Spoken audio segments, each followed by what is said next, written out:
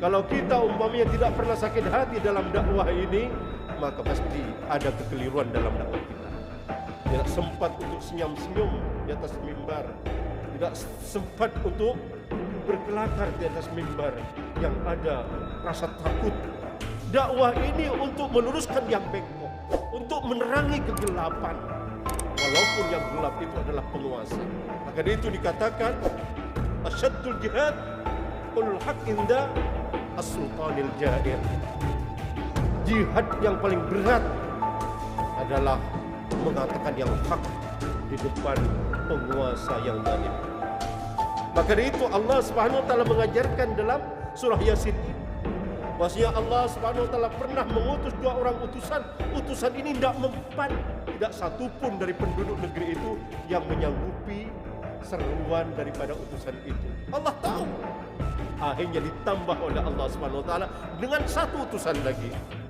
Dan mereka seraya mengatakan, kami utusan Allah, kami diutus untuk menyampaikan risalah, untuk menyampaikan sesuatu kebenaran yang hak, untuk menyelamatkan kalian semuanya. Tidak mempan kepada 3 utusan itu. Fitnah yang telah dialamatkan kepada beliau-beliau itu tidak mempan. Beliau tetap siang malam berdakwah. Yang namanya penguasa, mereka tidak pernah putus asa. Berbagai macam cara akan mereka lakukan dalam rangka mengusir utusan itu agar mereka tidak menjadi sandungan untuk yaitu kelestarian kekuasaannya. A'udzubillahi min dzalik, sampai kelestarian kekuasaan.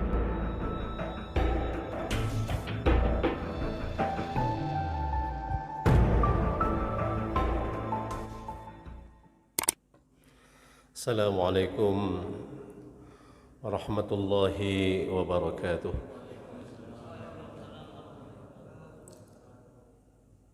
Innal hamdalillah nahmaduhu wa nasta'inuhu wa nastaghfiruh wa na'udzu billahi min shururi anfusina wa sayyiati a'malina. May yahdihillahu fala mudilla lahu wa may yudlil fala hadiya lahu. أشهد أن لا إله إلا الله وحده لا شريك له وأشهد أن محمدًا عبده ورسوله.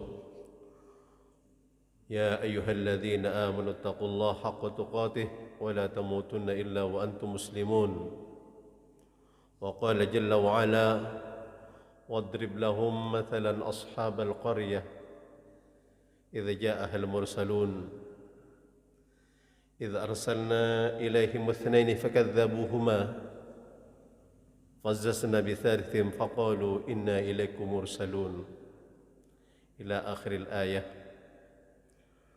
نصلي ونسلم على حبيبنا المصطفى محمد وعلى آله وصحبه ومن اتبعه بإحسان إلى يوم الدين. أما بعد.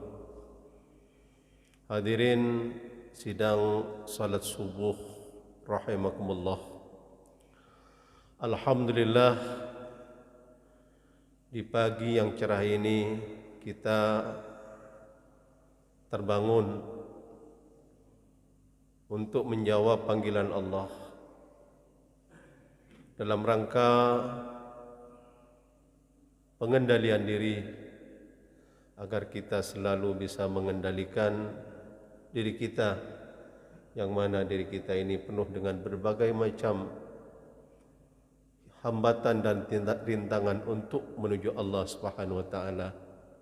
Maka dari itulah dengan kasih sayangnya mengawali kehidupan di pagi hari, Allah Subhanahu wa taala memanggil kita agar kita kembali ke haribaannya. Alhamdulillah, sebagian dari kita menyanggupi panggilan itu, mendengar dan kita taat sehingga kita datang di masjid ini. Alhamdulillah. Hadirin sidang salat subuh yang berbahagia, kita sunnahnya setiap melakukan ketaatan kepada Allah Subhanahu wa taala pasti kita akan mendapatkan kendala. Karena itu memang sudah merupakan sunnatullah, janji Allah. pasti ada setannya, pasti ada penentangnya. Itu sudah merupakan sebuah kelaziman. Kalau dalam kegiatan yang mulia yang diridai oleh Allah Subhanahu wa taala ternyata tidak ada rintangannya, itu perlu untuk dikoreksi ulang. Siapa tahu di antara langkah-langkah kita itu ada yang tidak diridai oleh Allah Subhanahu wa taala. Fakta yang kita rasakan untuk kegiatan yang bersifat syar'i, kalau terjadi pelanggaran ataupun terjadi yaitu penghinaan, maka tidak ada yang namanya umat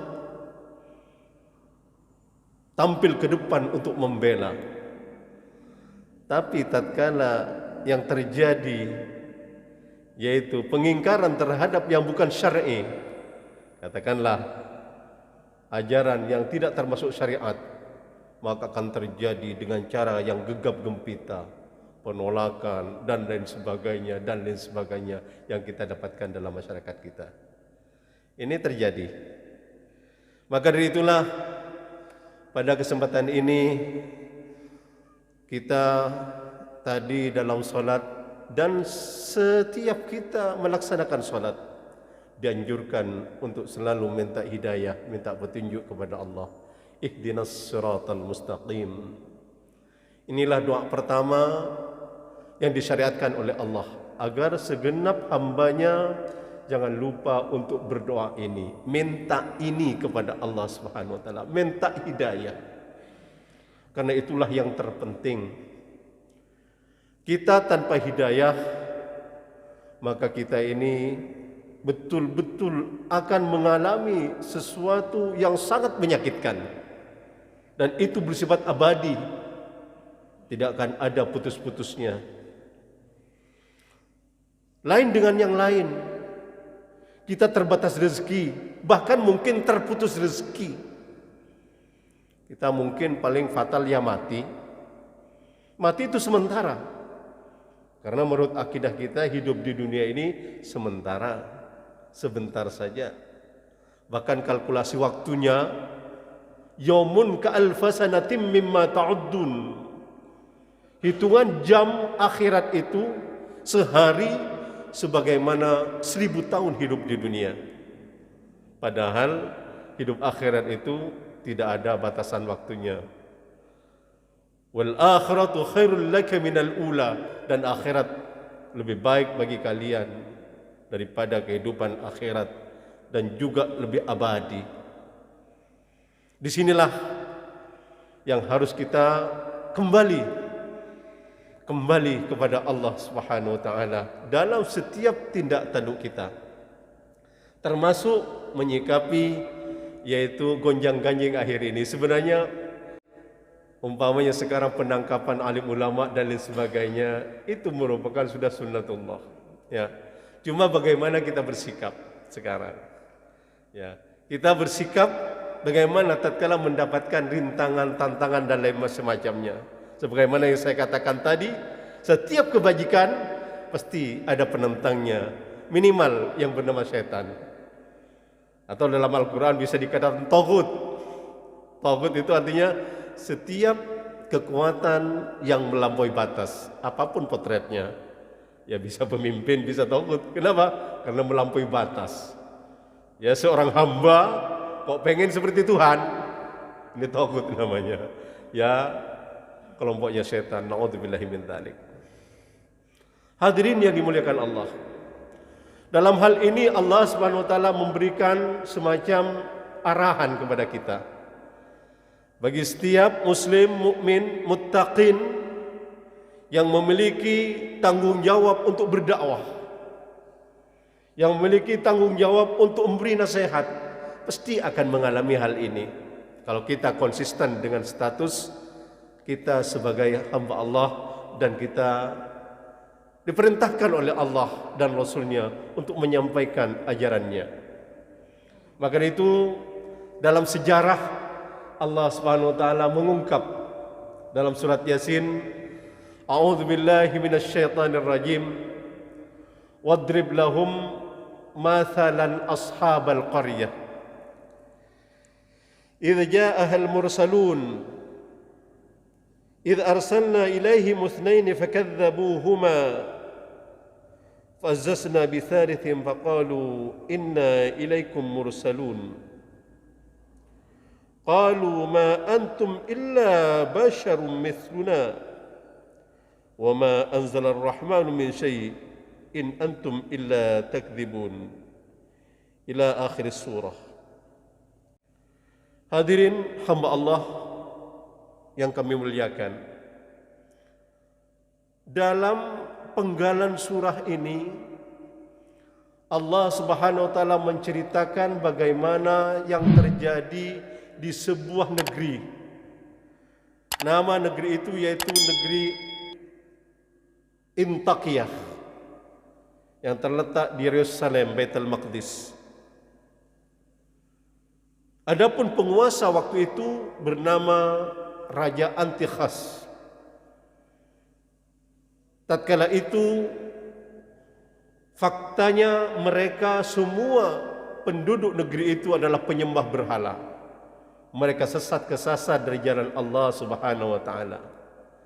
Maka dari itulah Allah Subhanahu wa taala mengutus dua orang utusan. Wadrib lahum mathalan ashabal qaryah idz ja'ahal mursalun. Jadi waktu itu Nabi Muhammad sallallahu alaihi wasallam diperintahkan oleh Allah untuk menyampaikan berita ini. Wadrib lahum mathalan, sampaikan Muhammad contoh dari sepenggal sejarah yang telah terjadi dari orang sebelummu, yaitu yang terjadi pada penduduk sebuah negeri. Idz ja'ahal mursalun, tatkala datang kepada mereka yaitu utusan-utusan Allah. Idz arsalna ilaihim itsnaini fakadzabuhuma. Di sini indah sudah. Ini cerita sejarah. Jadi Al-Quran menyampaikannya dengan bahasa yang lugas, gampang untuk dipahami. Tatkala Allah mengutus dua orang utusan, dikatakan yaitu utusan itu yang pertama bernama Sadiq, yang kedua bernama Saduk. Ada yang mengatakan yang kedua bernama Masduq. Dikatakan oleh Allah Subhanahu wa taala dalam Al-Quran, dikala Allah mengutus dua utusan itu, idz arsalna ilal muslimin fakadzabuhuma, mereka diingkari. Fa'azzazna bitsalitsin faqalu inna ilaikum mursalun, maka Allah kuatkan tambah lagi, dua tidak mampu, tambah satu utusan lagi, yaitu yang bernama Shalum. Ada yang mengatakan Syam'un. Qalu inna ilaikum mursalun, mereka serempak mengatakan kami utusan Allah, diutus kepada kalian. Jadi dulu malah lebih hebat daripada sekarang. Dulu itu yang diutus adalah utusan Allah. Kalau kita ini apa?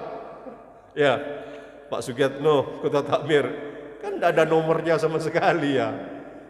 Kok tercantum dalam Al-Quran? Ya,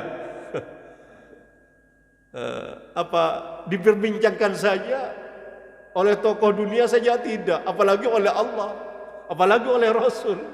Jadi jangan dulu sakit hati kita umumnya terjadi penolakan-penolakan.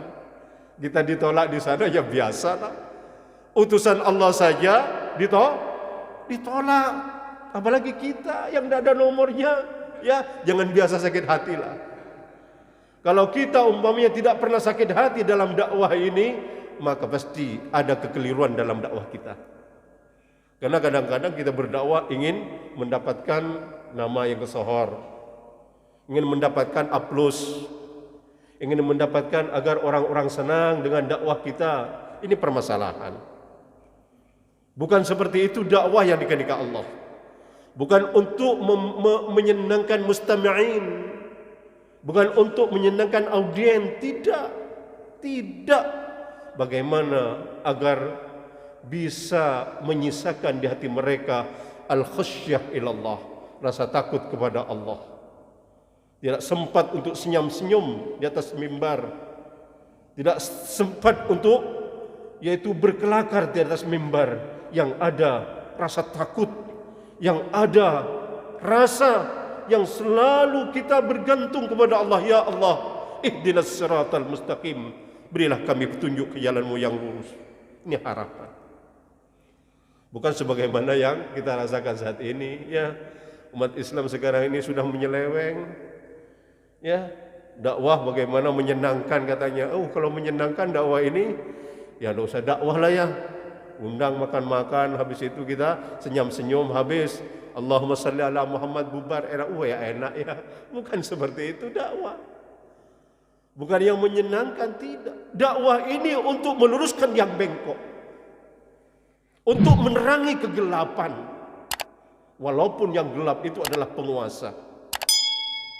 Maka dari itu dikatakan asyaddul jihad qul haq inda as-sultanil jair. Jihad yang paling berat adalah mengatakan yang hak di depan penguasa yang zalim. Inilah ajaran kita. Maka dari itu Allah Subhanahu wa taala mengajarkan dalam surah Yasin ini bahwasanya Allah Subhanahu wa taala pernah mengutus 2 orang utusan. Utusan ini tidak mempan.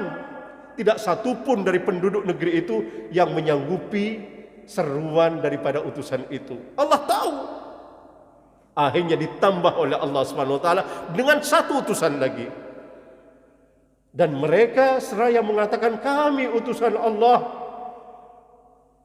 Kami utusan Allah, kami diutus untuk menyampaikan risalah, untuk menyampaikan sesuatu kebenaran yang hak, untuk menyelamatkan kalian semuanya.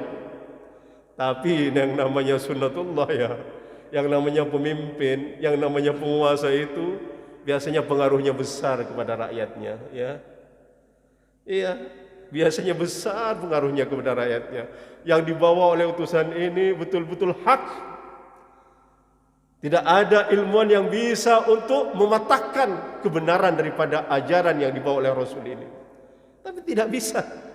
Tidak diterima, dikatakan dalam ayat tersebut bahwasanya apapun yang dikatakan oleh utusan itu tetap mereka ditolak. Apa kata pemimpinnya? Yang mana perkataan ini merupakan sebuah fitnah. Qalu ma antum illa basyarum mithluna wa ma anzala ar-rahmanu min syai'in in antum illa takdzibun. Sepakat dan serempak mereka mengatakan, apa perkataan mereka? Ma antum illa basyarum mithluna. Kalian kok ngaku-ngaku rasul? Kalian kok ngaku-ngaku utusan Allah? Kalian ini manusia biasa. Allah yang Maha Penyayang tidak pernah menurunkan wahyu apa-apa kepada kalian. Kalian ini adalah pembohong. Jadi statement ini, pemikiran ini versus daripada risalah yang dibawa oleh utusan ini. Ya. Pada waktu itu terjadilah, yaitu kegiatan yang sangat masif. Rasul menyebarkan dakwahnya. Penguasa waktu itu juga menyebarkan bagaimana agar masyarakatnya menolak. Yang pertama, yang betul-betul dicamkan ke pikiran rakyatnya, ketahuilah ini pembohong. Rasul ini adalah Rasul bohong. Tuhan tidak pernah menurunkan apa-apa kepada mereka. Mereka hanya ingin mengacak-ngacak kita. Mereka ingin mengganti kita. Pemimpin-pemimpin ini akan diganti oleh mereka. Kalian nanti akan dijadikan yaitu budak-budak oleh mereka. Banyak cara yang telah mereka katakan kepada rakyatnya. Ini terjadi. Hadirin yang dimuliakan Allah. Tidak mempan kepada 3 utusan itu. Fitnah yang telah dialamatkan kepada beliau itu tidak mempan. Beliau tetap siang malam berdakwah. Akhirnya yang namanya penguasa, mereka tidak pernah putus asa. Berbagai macam cara akan mereka lakukan dalam rangka mengusir utusan itu agar mereka tidak menjadi sandungan untuk yaitu kelestarian kekuasaannya. Naudzubillahi min dzalik. Sampai demikian. Akhirnya Allah Subhanahu wa taala mengabadikan dalam ayat ini, qalu rabbuna ya'lamu inna ilaikum lamursalun. Para rasul itu menjawab, Tuhan kami telah mengutus kami kepada kalian. Kami benar-benar utusan Allah. Wa ma 'alaina illa al-balaghul mubin. Kami betul-betul tidak diberi beban dan kewajiban oleh Allah. Tugas kami, kata utusan itu, hanya menyampaikan al-balaghul mubin, menyampaikan dengan sejelas-jelasnya. Inilah karakter daripada seorang dai. Inilah karakter daripada seorang muslim. Seorang muslim tidak bisa untuk memaksakan keimanan kepada orang lain, tidak bisa. Tidak bisa. La ikraha fid din, benar. Agama itu tidak bisa dipaksa, karena agama itu, keyakinan itu berkaitan dengan qalbu, dan qalbu itu tidak akan bisa dipaksa dengan cara apapun. Mungkin bisa fisik, tapi jiwa tidak akan bisa dipaksa. Ini realitas. Maka dari itu setiap dai harus berani menyampaikan dengan lugas. Tidak ada satupun yang harus disembunyi-sembunyikan. Maka dari itu barang siapa yang menyembunyikan ilmu, maka dia akan dikendalikan dengan kendali api neraka. Man su'ila 'an ilmin fakatamuhu uljima yaumal qiyamah bidijami min nar. Hadis Rasul sallallahu alaihi wasallam. Barang siapa yang ditanya tentang ilmu, kemudian dia sembunyikan, ada satu yang disembunyikan untuk kepentingan nafsu, maka dia akan dikasih kendali. Kalau bahasa Maturan kodeli, tali kekang. Yang nama tali kekang itu adalah dari api neraka. Naudzubillahi min dzalik. Demikianlah Islam memberikan arahan kepada kita. Jadi setelah bertahun-tahun, hadirin yang dimuliakan Allah, utusan-utusan tadi tidak pernah putus harapan, tidak pernah putus semangat. Mereka ternyata setelah sekian tahun berjuang hanya dapat satu orang, dikatakan dalam tafsir. Orang itu bernama Habib An-Najjar. Dia orang yang terisolir dari masyarakatnya. Katakanlah mereka diungsikan dari kelompok masyarakatnya. Kenapa? Karena kena penyakit lepra yang sangat berbahaya.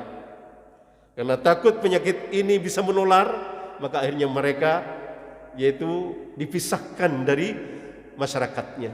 Habib An-Najjar ini.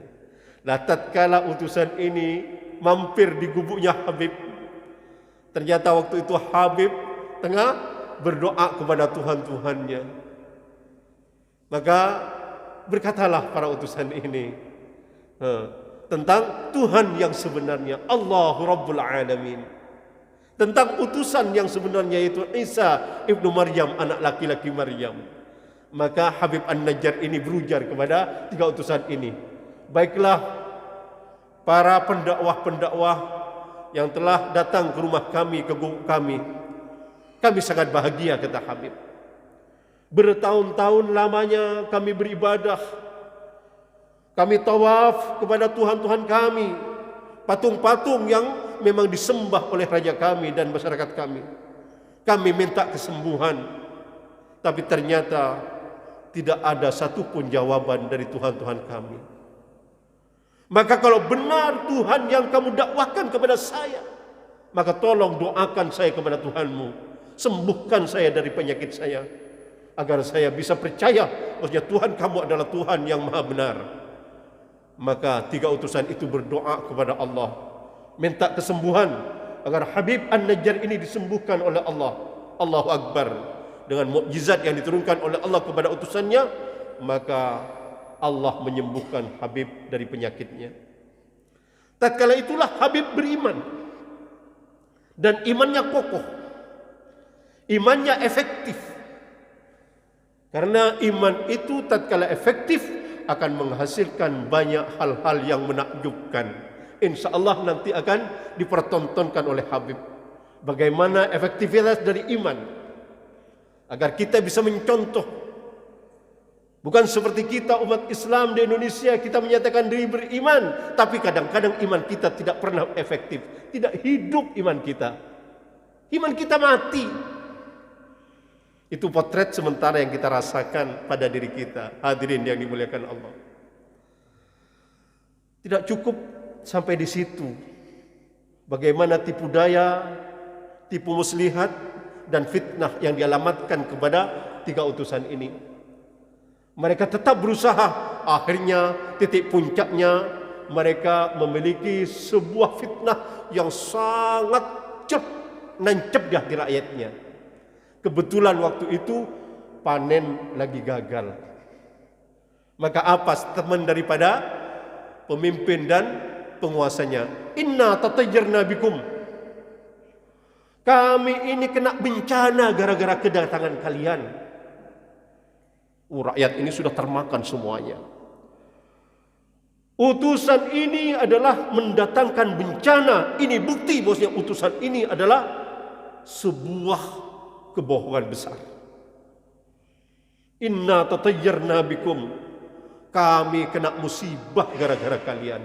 Panen gagal, ini gagal, semuanya gagal. Sebelum datangnya kalian, kami baik-baik saja.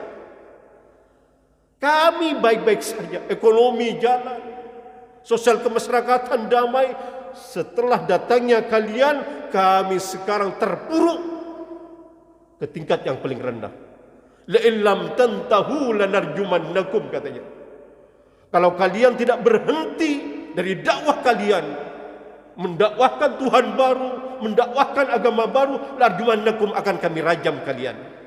Wala yamassannakum minna adzabun alim, dan kalian akan merasakan siksa yang sangat pedih dari kami.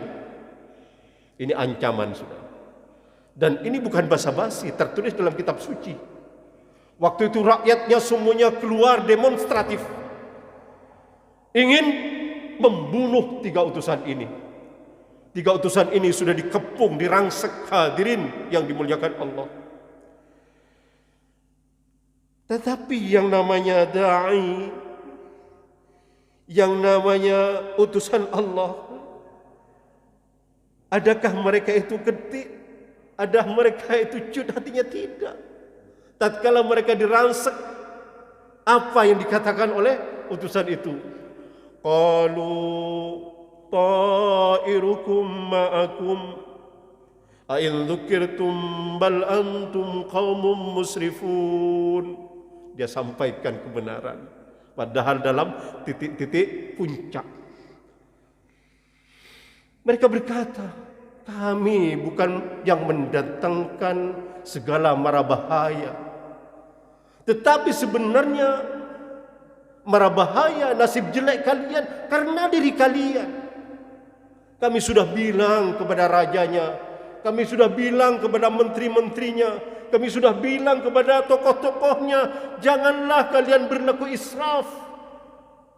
Pesta-pesta kalian selalu keinginannya, mabuk-mabukan kalian semuanya kebiasaannya. Tatkala panen berhasil, kalian bukan bersyukur kepada Allah, tapi kalian mabuk berpesta-pesta. Sekarang Allah mencoba kalian dengan diturunkannya paceklik, semua gagal. Itu karena ulah kalian, ulah raja kalian yang tidak pernah menyukuri nikmat Allah Subhanahu wa ta'ala.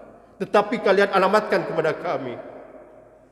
Kami tidak pernah mendatangkan yang namanya mara bahaya, ketidakberuntungan. Kami hanya menyampaikan apa yang telah diperintahkan oleh Tuhan kami kepada kalian. Subhanallah. Inilah hadirin yang dimuliakan Allah.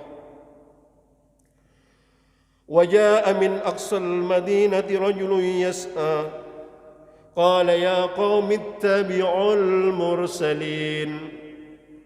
Maka tatkala itu datanglah seorang laki-laki dari ujung kota. Dia berlari melihat 3 utusan ini akan dibunuh. Rakyat sudah serempak keluar semuanya dari rumahnya. Satu kalimat, bunuh utusan ini. Dia yang mendatangkan sial kepada negeri ini. Sepakat. Maka datanglah, ternyata yang datang, yang lari itu adalah Habib An-Najjar. Inilah iman sudah mulai efektif.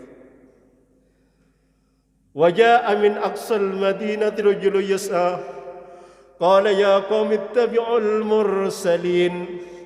Apa perkataan Habib An-Najjar? Kaumku, jangan bunuh utusan itu utusan Allah, mereka utusan Allah, mereka orang mulia.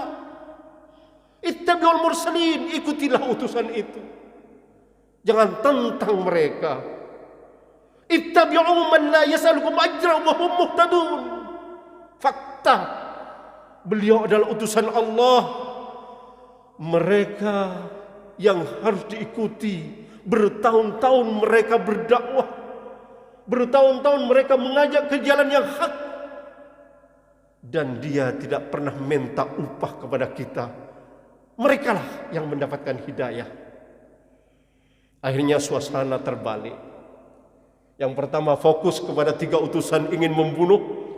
Rakyat mulai mendengar teriakan itu, langsung berpaling dari 3 utusan itu dan melihat kepada datangnya suara yang lantang itu. Karena memberikan semacam, yaitu ajakan yang mana hati nurani daripada rakyatnya itu tergetar. Ittabi'ul mursalin, ikuti utusan ini. Ternyata itu adalah masyarakat dari kaumnya raja yang mereka taati. Ittabi'u man la yas'alukum ajran wa hum muhtadun.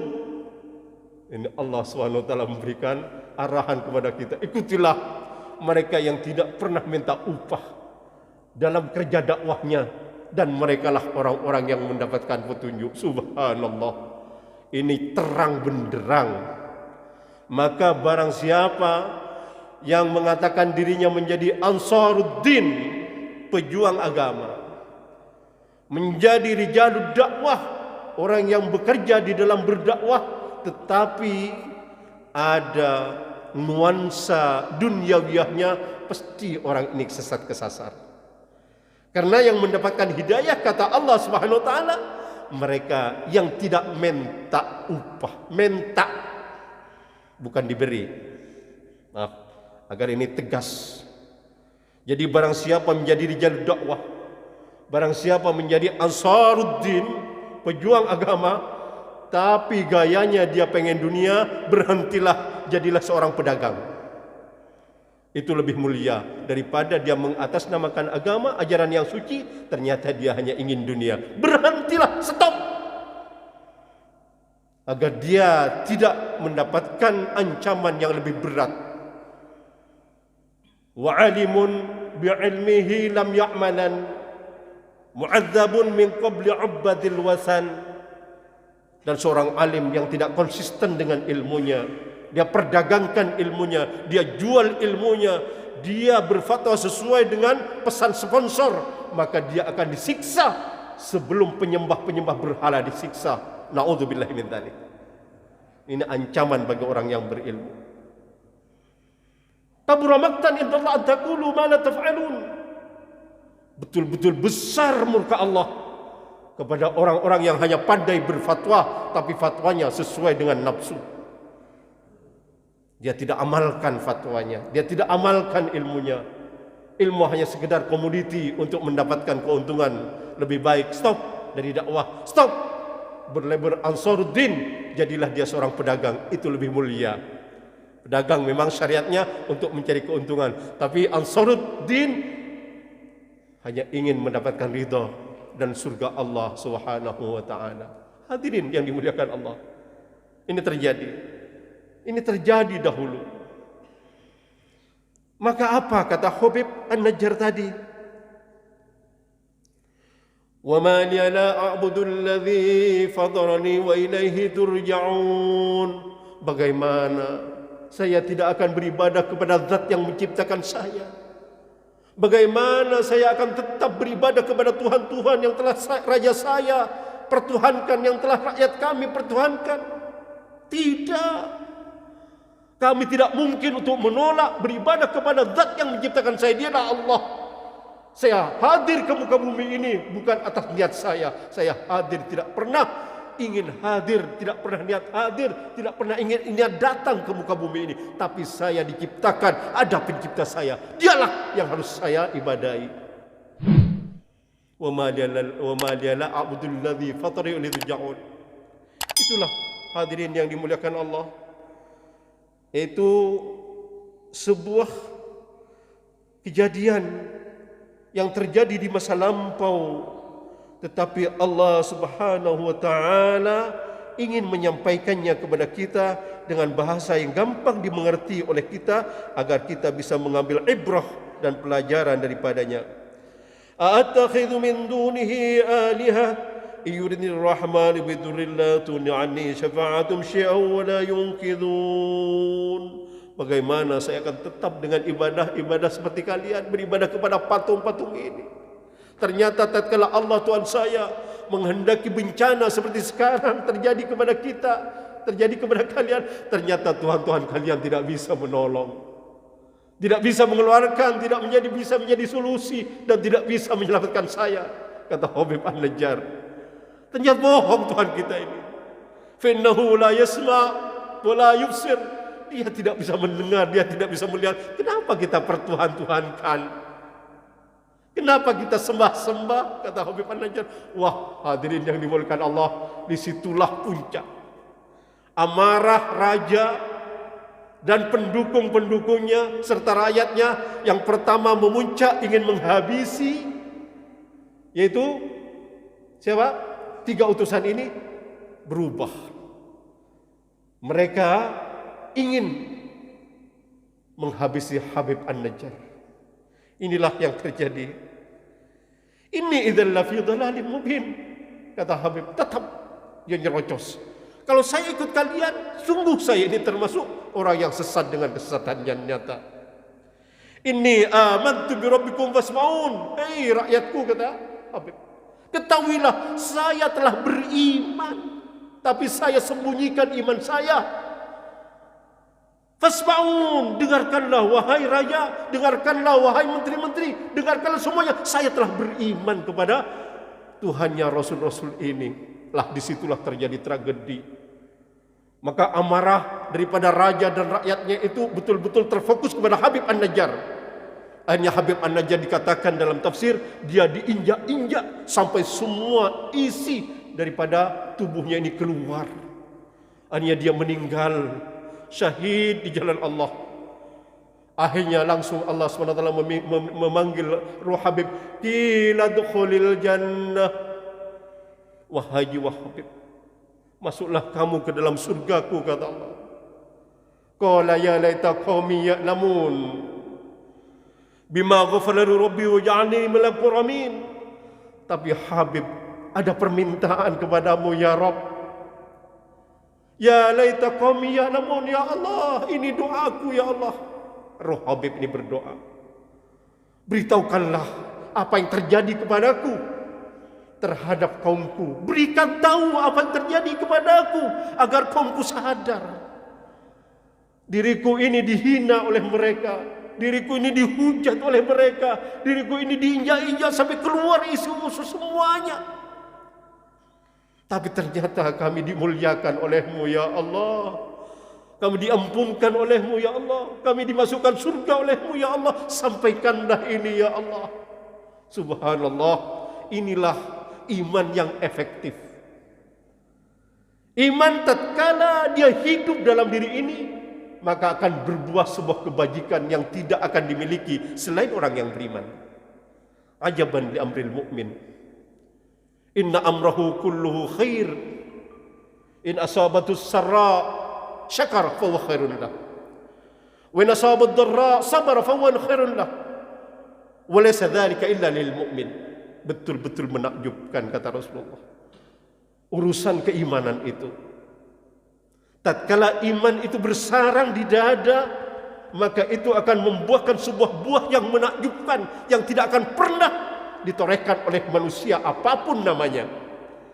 Kenapa? Karena iman itu akan menorehkan in asabat sarra syakarah. dia kalau mendapatkan kebaikan, katakanlah al-hasanah, dia bersyukur. Dia tidak lupa diri, maksudnya semua hasanah kebajikan itu dari Allah. Dia tambah dekat kepada Allah. Dia gunakan semuanya untuk keridhaan Allah. Wan asaba dharra, tatkala dia terkena musibah, seorang mukmin itu tidak keluar dari mulutnya sumpah serapah, tapi dia bersabar.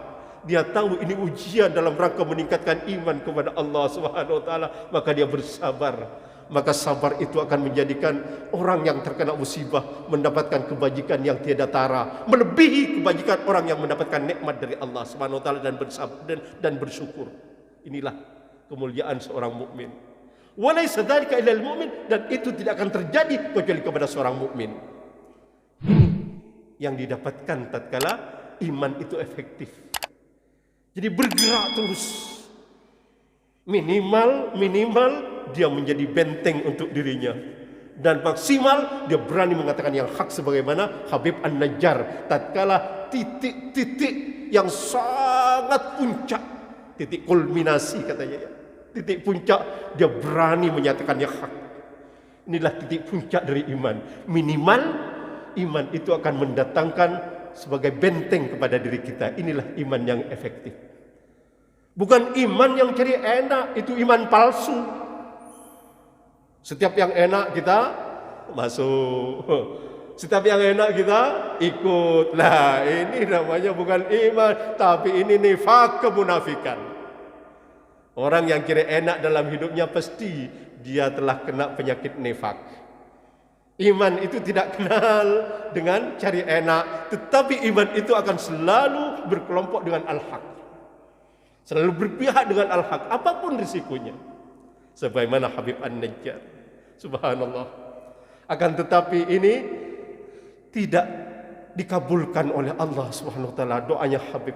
Tapi sejarah telah menorehkan ternyata iman orang yang disakiti tidak pernah ingin menyakiti orang yang disakiti. Maka dari itu jangan sekali-kali siapapun menuduh kecurigaan kepada Islam. Islam tidak akan datang dengan gegap gempita, dengan yaitu dendam kesumat, tidak ada dalam sejarah. Islam akan menyelamatkan walaupun dia pernah menyakiti, walaupun dia pernah mendalimi, walaupun dia pernah memenjarakan, bahkan mungkin walaupun dia pernah memenggal lehernya. Islam ingin menyelamatkan. Kalau ada semangat balas dendam, pasti itu bukan ajaran Islam. Ini tegaskan. Bukan karena kita pernah dipenjara kita akan balas dendam, tidak. Sebagaimana potret dari ajaran-ajaran masa kini. Lihatlah Rasulullah SAW, betapa beliau disakiti, betapa beliau itu diboikot 3 tahun. Tidak boleh ada ekonomi masuk ke dalam keluarga Rasulullah, tidak boleh ada sosial kemasyarakatan bersinggungan dengan beliau dan keluarganya. Sampai-sampai terjadilah Amul Huzni, tahun yang sangat menyedihkan. Sedih sekali umat waktu itu.